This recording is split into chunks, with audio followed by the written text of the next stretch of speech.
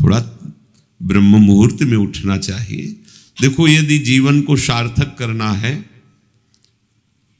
तो जिसके शैया में लेटे हुए सूर्य भगवान का उदय हो जाता है, उसकी आयु, बुद्धि, श्री, तेज, बहुत सी बातें नष्ट हो जाती हैं।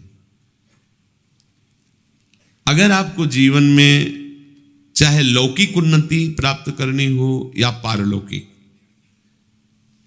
प्रातःकालीन कम से कम सूर्य उदय होने के 2 घड़ी पहले, 24 दूनी 48 मिनट, अभी सूर्य उदय होने में 48 मिनट हैं, आपने सैया छोड़ दिया, इसके आगे नहीं। सूर्य उदय होने के 48 मिनट पहले आप सैया से हट जाएं।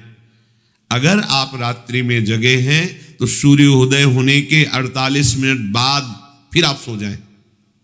लेकिन वो जो बीच का समय, प्रातःकालीन संध्या भुवन भास्कर भगवान पधार रहे, वो आप सो रहे हो, तो आपकी आयु, आपका वैभव, आपकी बुद्धि, ये सब नष्ट होने लगती है, पता नहीं चलता लोगों।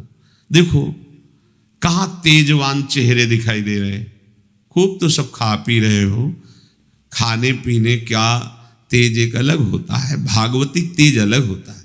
ब्रह्म मुहूर्त में उठे, प्रभु का स्मरण किया, जो 2-4 नाम ही सही, अपने बड़े बुजुर्गों को, गुरुजनों को भावना से प्रणाम किया, और पहली बात शरीर स्वस्थ रखने के लिए गर्म जल किया, हल्का, आधा लीटर से 1 लीटर तक जल पिया, भगवत भाव अर्पित करके, वज्रासन में बैठकर। आप लोग दिनचर्या को नहीं करते हैं तो आप ब्रह्मचर्य को पचा नहीं सकते। ध्यान रखना, ब्रह्मचर्य कोई छोटी मोटी शक्ति नहीं है, उसको पचाने के लिए आपकी दिनचर्या दिव्य होनी चाहिए। फिर इसके बाद आप 5 मिनट 10 मिनट टहलिए, फिर सो जाइए। फिर जो शौचाचार की पवित्रता बताई गई उसके अनुसार आप स्नान आदि करके, पवित्र वस्त्र धारण करके, जैसे कोई महान व्यक्ति आ रहा है तो हम उसके आदर के लिए खड़े हो जाते हैं, ऐसे भुवन भास्कर पधार है, हाथ जोड़कर प्रणाम किया, अर्घदान किया, गुरु मंत्र जपा आदि आदि। अब पढ़े हो आप कि हम तो 2-3 बजे तक जगे हैं, ऐसा अगर आप भजन में जगे हैं तो भी सूर्य उदय के समय आप उठ जाइए।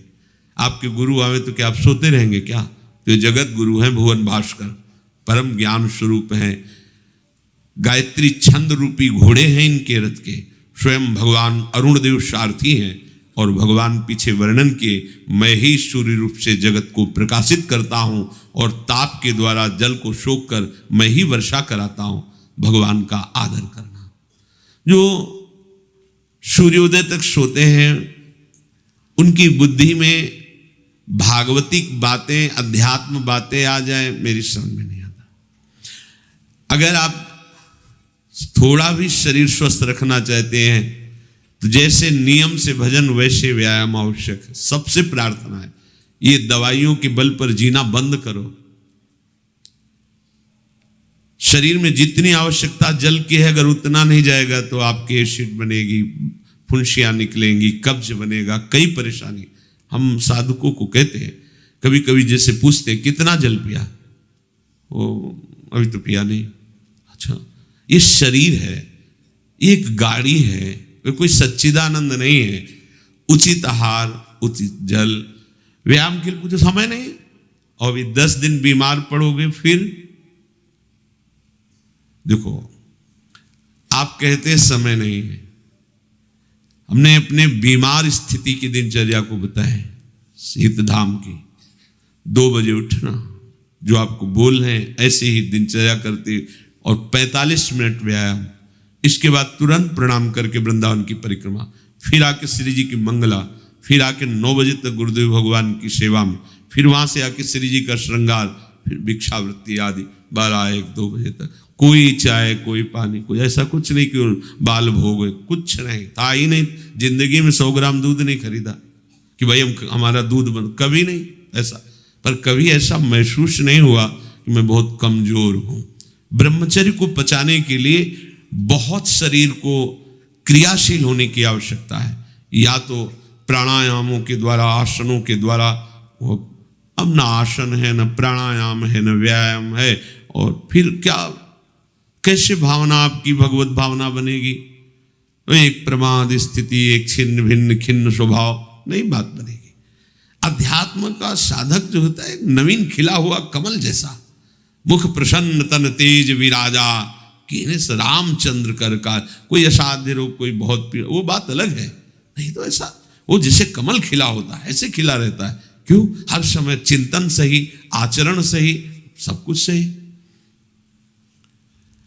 जो भगवत भावना विहीन जीवन है वो मुर्दा जीवन है। जिन हरि भगति हृदय नहीं आनी, जीवित सब समानते प्राणी। वो जान नहीं रहे, मुर्दे जैसा जीवन है। क्या जीवन का महत्व? वही गंदे भोगों को भोगना, उसी का चिंतन करना, और भोग भोगने वाले शरीर को स्वस्थ रखने के लिए विषय सामग्री इकट्ठी करना, इसके बाद मर जाना। बोलो इसके अलावा और क्या है? ये बनाया, वो बनाया, वो बनाया, जरा सा हिला, पूरा का प्रांत नष्ट हो गया। क्या है इसमें? शाश्वत क्या है? हमें तसल्ली होती है, हमने एक मकान बना लिया, तसल्ली होती, 4 लड़के हो गए और काल का तमाचा लगा, पूरा का पूरा सब। क्या तसल्ली? हृदय को तसल्ली तब दो जब नाम चल रहा है, राधा राधा राधा राधा। दिनचर्या ही नहीं बन पा रही है आज के नए समाज की, दिनचर्या ही नहीं बन पा रही, भगवत भावना ही नहीं है। देखो, अगर परिवार में रह करके आप भगवत भावना नहीं करते तो सब परिवार में रहकर आसक्त हैं और सब दुर्गति को प्राप्त होते हैं। जब तक भगवत भावना नहीं है तब तक सब अविधि पूर्वक है। मान लीजिए सब अविधि, विधि भगवत भावना है। कुछ भी, किसी से भी, कोई भी, बस भगवत भाव, वही आनंद का अनुभव हो जाएगा। अतः उनके द्वारा किया गया देवताओं का पूजन मूल में मैं ही हूं, मेरा ही है, पर वो अविधि पूर्वक है। अविधि पूर्वक का तात्पर्य है कि वो ये नहीं जानते कि इस रूप में सर्व सामर्थ्यशाली भगवान ही विराजमान है। कभी कभी मंत्रों का ज्ञान नहीं होता, पूजन की सामग्री शुद्ध नहीं होती, भाव शुद्ध नहीं होता, इसलिए उनका पूजा सेवा आगे चल करके फल प्रदान नहीं कर पाता। प्रभु कह रहे हैं, मेरे में रिझाने के लिए किसी पूजा सामग्री की या किसी धन संपत्ति की आवश्यकता नहीं। पिता को बस इतना ही चाहिए कि वो अपनापन करके दौड़ के उनकी गोद में बैठ जाए, बस अपनापन प्रभु को चाहिए। माया के भूल भुलैया से वापस लौटिए और एक बात केवल बैठ जाए अगर हृदय में कि मेरे प्रभु, अब मैं थक गया हूं, यहां कोई मुझे सहारा देने वाला नहीं, अपना नहीं, नाथ मुझे अपना बना लो। ये बहुत बड़ी बात है हृदय की। किसी के बहुत भाग्यशाली होगा, उसके हृदय में बात आएगी। प्रभु उसकी रुचि का विषय बन जाते हैं। प्रभु जहां वो ऐसा भावना करता है और उसकी रुचि हो जाती है प्रभु में। जैसे हमारी विषयों में रुचि, ऐसे प्रभु में रुचि हो जाती है। अब वो जो भी करता है सब पूजा हो जाती है। ये राह से जल्दी सबको समझ में नहीं आता। ध्यान दीजिए, भगवत भावना विहीन आप जो भी कर रहे हैं वो सब अविधि पूर्वक है, भगवान कह रहे हैं। अगर भगवत भावना युक्त है तो जो भी कर रहे हैं सब विधि पूर्वक। कर्माबाई जी ने, एक विधि विधान जानने वाले संत ने जब कहा कि आप तो बिना स्नान में बड़ा अपराध, ऐसे तुम कैसे बना पाओ? और वो प्रातः अपनी स्नान आदि दिनचर्या करने लगी तो विलंब हुआ। फिर खिचड़ी अमनिया की ठाकुर जी को, ठाकुर जी आए गोद में बैठ के, एक कवल ही पाए कि उधर पर्दा, भाग के ठाकुर जी गए। खिचड़ी लगी थी, पार्षदों ने कहा जय जय, तो अभी भोग ही नहीं पधराया। फिर और बोले कर्मा भाई है ना, वो मुझे भोग लगाती, और पता नहीं उस महात्मा ने क्या समझा दिया विधि विधान, वो भोरी भारी हमारी भक्ता, वो अब नहाने धोने में समय लगाने लगी, इसलिए आज विलंब। देखो तुम जाओ और उनसे कह दो हम विधि विधानों से फंसने वाले नहीं, विधि विधान हमें कोई फांस नहीं सकता है। एक प्रेम फांस है जिसमें मैं फंस जाता हूं। बिना किसी बंधन के अगर ये बंधते हैं उसका नाम है प्रेम डोरी। जय श्री भट्ट प्रेम रस बंधन, क्यों छूटे दृढ़ फंद, बसो मेरे नैनन में दो चंद। ये बात सबकी समझ में नहीं आती। जाओ उनको कह दो जैसे वो बनाती थी वैसे ही बनावे। पूरा अविधि है। अगर शास्त्रीय सिद्धांत से दे देखो अविधि है, पर वो महान विधि है जो भगवान को आसक्त कर लिया। कौन सी विधि? मेरे अपने प्रभु मेरे प्यारे रात में भूखे रहते होंगे, ये भाव। भगवत भाव विहीन जितना जो कुछ आप कहोगे कि कैसे अविधि पूर्वक भगवान कह रहे हैं। देखो, जब मथुरा के ब्राह्मणों को भगवत पार्षद सखाओं ने निवेदन किया कि भगवान श्री कृष्ण और बलराम आज इधर ही गाय चराने आए हैं और वो भूखे हैं, आप थोड़ा सा कुछ भोजन सामग्री दे दीजिए। ऐसे देखा कि ग्वारिया है, बात ही नहीं की, अधिकारी ही नहीं समझा, बात का अधिकारी नहीं समझा। ऐसा नहीं कि इनको पता न चला हो कि भगवान का अवतार है, क्योंकि जब भगवान अवतरित हुए सबको पता था कि भगवान अवतरित हुए हैं। प्रायः सबको पता था, सबको। जैसे वायु शीतल चलती तो सबके अंगों में लगती है, इसलिए महान प्रकृति उल्लसित होकर नृत्य कर रही थी आनंद में जब भगवान का प्रादुर्भाव हुआ। और उन्होंने बाद में स्वीकार किया कि मैंने महापुरुषों से सुना था कि भगवान पधारे हैं, पर मेरा कितना दुर्भाग्य कि वो स्वयं यज्ञ भोक्ता भगवान आगे जैसे कह रहे, आम ही सर्वयज्ञानाम भोक्ता च प्रभुरेव च, समस्त यज्ञों का भोक्ता मैं हूं। स्वयं समस्त यज्ञों के भोक्ता मांग रहे हैं और वो यज्ञ करने वाले ब्राह्मण अनादर कर रहे हैं। हुई ना विधि।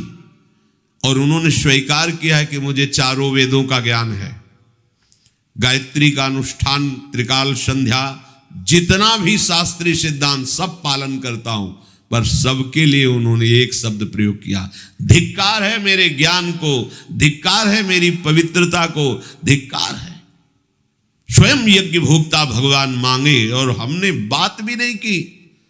पर अहो भाग्य हमारे कि हमारी पत्नियां ऐसी निकली जो हमारी बात बन गई, भगवत साक्षात्कार करने वाली। वहां कौन सी विधान का पालन कर रही? एक ही विधान, केवल अपने श्याम सुंदर मेरे प्रभु की चर्चा सुनकर प्रभु में आसक्ति हुई, आसक्ति ने प्रभु का साक्षात्कार करा दिया। भगवत भावना विहीन बड़े से बड़ा कार्य प्रभु को बिल्कुल पसंद नहीं। दुर्योधन ने दुशासन के महल में ऐसी भोग सामग्रियों का रचना करवाया था कि देवराजेंद्र भी ललचा जाए, और मूल उद्देश्य था कि श्री कृष्ण को रिझा लेंगे, अपने पक्ष में कर लेंगे।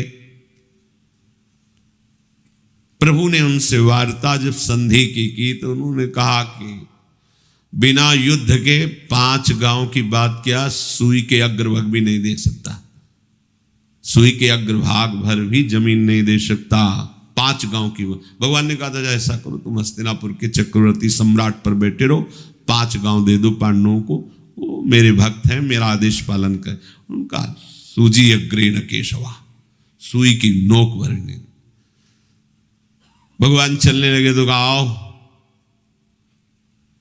प्रसाद पा लीजिए, भोग पा लीजिए, आइए महल में। तो उनका पाया वहां जाता है। यदि पवाने वाले में प्रीति हो या पाने वाले को मिलता ना हो, बहुत भूखा हो, मेरे को भूख नहीं है, तेरे में प्रीति नहीं है, चल दिए भगवान उधर गए भी नहीं, और गए का भगवत भाव भावित विदुर जी के घर, वहां मांग करके छिलके पाए। देखो, छिलके पवाना विधि है, अविधि है। अभी सेवा अपराध में सुन रहे थे ना, हाँ, अच्छा से अच्छा पदार्थ प्रभु को पवाना, और वो अच्छा पदार्थ तो फेंक रही है, और छिलका पवारे अविधि है, पूरी अविधि है, लेकिन यही सही विधि है, क्योंकि वो है ही नहीं भाव में इतनी ऊंचाई पर डूबी, उन्हें कोई, जैसी विदुरानी जी वैसे ही लालजू महाराज पा रहे, उनको भी शुद्ध नहीं, और कह रहे वाह बहुत सुंदर, बहुत स्वादिष्ट। वो भाव पवा रही तो वो भी भाव का स्वाद ले रहे। अपने उपास्य देव में प्रियता हो जाना ये सारी विधि है। इसीलिए अपने वृंदावन उपासी जन जो है, वृंदावन रसोपास्य, यहां मंत्रों के आदेश से सेवा पदार्थ समर्पित नहीं किया जाता। अमुक मंत्र पढ़ो फिर वो सेवा नहीं, यहाँ तो राधा राधा राधा। और जब जैसा भाव आया, या ऐसा नहीं कि ये ऐसे ऐसे ऐसे, न जब भाव आया अपने भाव में, भावोत्सवेन भजताम रसकाम धेनु, भाव ये थोड़ा भक्ति का फलस्वरूप भाव होता है। जो प्रभु से विलग भाव करके उपासना की जाती है वो अविधि पूर्वक हो जाती है, और जो भगवत भाव करके की जाती है वो सब विधि मानी जाती है। जिसमें हमारे प्रभु को सुख मिले, ऐसी भावना करके जो भी किया जाए उससे भगवत प्राप्ति निश्चित है। क्योंकि श्री भगवान कह रहे हैं अहम ही सर्वयज्ञानां भोक्ता च प्रभुरेव च न तु माम अभिजानन्ति तत्वेनातश्च्यवन्ति ते।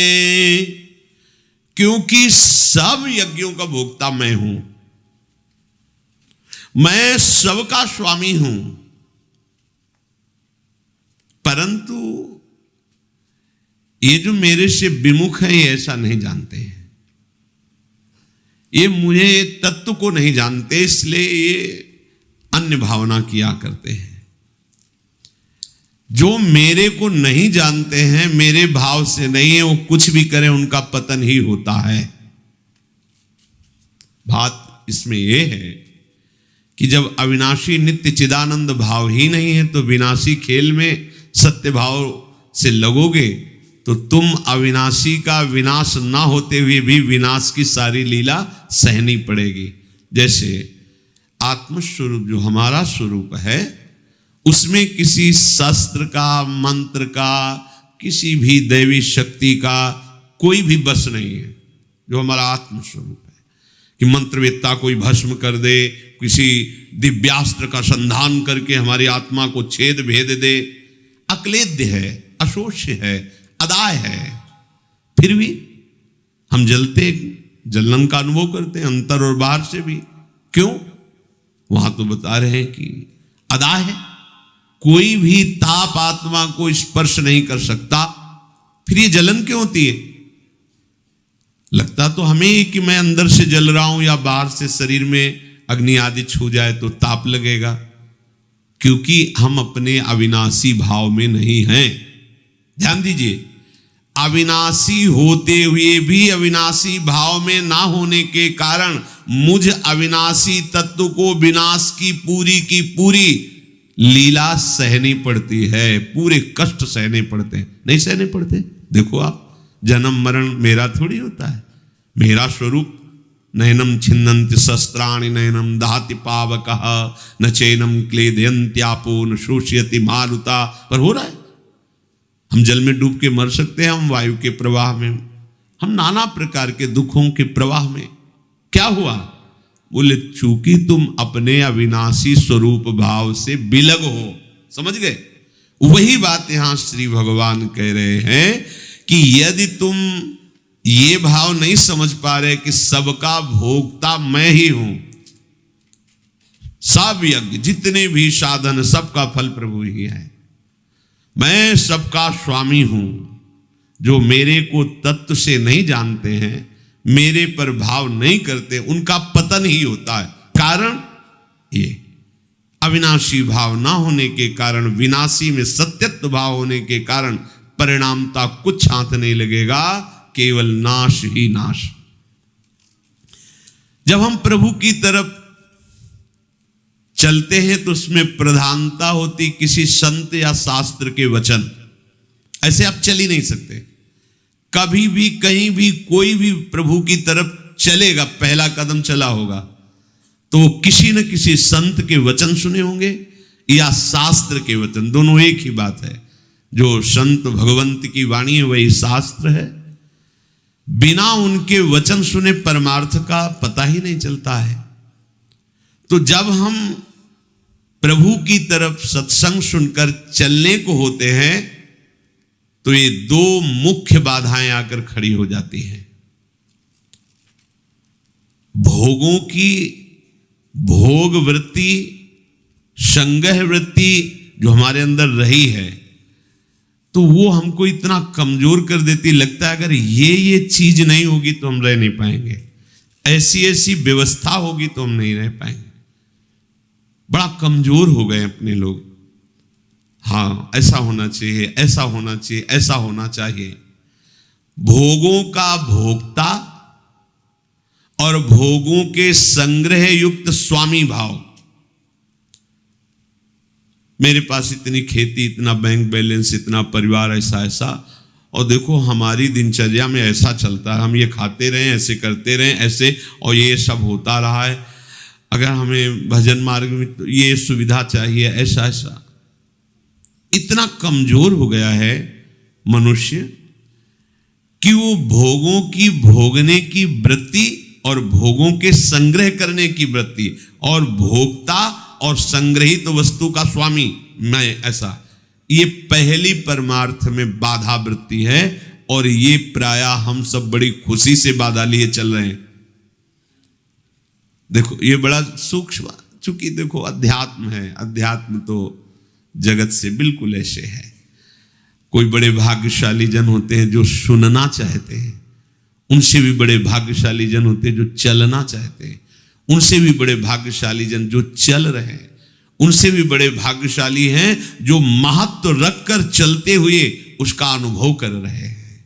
जो अनुभव कर लिए तो सतरति सतरति सा लोकान तारयति, वो स्वयं तर जाते हैं, स्वयं तर जाते, लोगों को तार देते हैं। ये उल्टी बुद्धि लेकर जब परमार्थ में चला जाता है तो थोड़े ही समय में वो परमार्थ से विमुख हो जाता है। भोगों की भोगने की सुख बुद्धि और भोगों के संग्रह की और उसके स्वामित्व का भाव, जहां अंदर वृत्ति लिए थे वहीं पहुंच गए। ऐसे पूरा जीवन करने पर भी परमार्थ पथ नहीं मिलता और कहने लगते कि हमें 50 वर्ष हो गए परमार्थ में चलते। ये बात समझ लेना, परमार्थ पथ एक कदम भी चलोगे तो तुम्हें इतना स्वस्थ और मजबूत बना देगा कि तुम्हें कोई परास्त नहीं। एक कदम, अरे 12 वर्ष में तो सिद्धि प्राप्त हो जाती है। किसी भी मंत्र को, किसी भी नियम को 12 वर्ष तक किया जाए तो सिद्ध हो जाता है, ऐसा संतों ने वर्णन किया है। पर हम ये कह रहे हैं कि 50 वर्ष भी आप लगा दीजिए, अगर ये दो भाव आपके सुधरे नहीं तो कुछ समझ में नहीं आएगा आपको। आपको याद होगा हितधाम में एक समय शाम टाइम लगभग 75 वर्ष के विरक्त भेष के महात्मा ने एक प्रश्न किया था कि मैं किसी ऐसी आदत से परेशान हूं जो आज 75 वर्ष का हूं, फिर भी मुझे करना होता है। अब क्या करूं, अब तो मरने का समय आ रहा है। मुझे आश्चर्य नहीं, सर्वाश्चर्य हुआ। पूरा जीवन भगवत मार्ग में चलने का प्रमाण देने वाला कि मैं भगवत मार्ग का पथिक हूं, 75 वर्ष की अवस्था में वो अपनी उस वृत्ति को नहीं छोड़ पाया जो भगवान से विमुख करती है। अब कहीं डींग अपने लोग हाँक सकते हैं कि इतने वर्ष हो गए परमार्थ। शरीर का समय व्यतीत करना कोई परमार्थ का मार्ग तय कर लेना नहीं है। विवेक के द्वारा भोगों का त्याग करके निरंतर परमात्म चिंतन, ये परमार्थ का मार्ग है। आप चल के इस पे देखो कैसा अनुभव। लोग समय व्यतीत करते हैं भोग चिंतन, भोग स्वामित्व में, और वर्णन कर देते हैं कि इतने वर्ष हो गए हमको परमार्थ में चलते हुए। दम्भ कभी सत्य वस्तु का अनुभव नहीं कराता। नाटक कभी सच्चिदानंद रस का अनुभव नहीं कराता। भगवत रसिक जी कह रहे हैं, बिन विवेक वैराग्य भक्ति बिनु सत्य न एको मानो। बिना विवेक और वैराग्य और प्रेम भक्ति के उसकी एक भी बात सत्य नहीं मानना है, कोई भी हो, कितनी भी अवस्था का हो।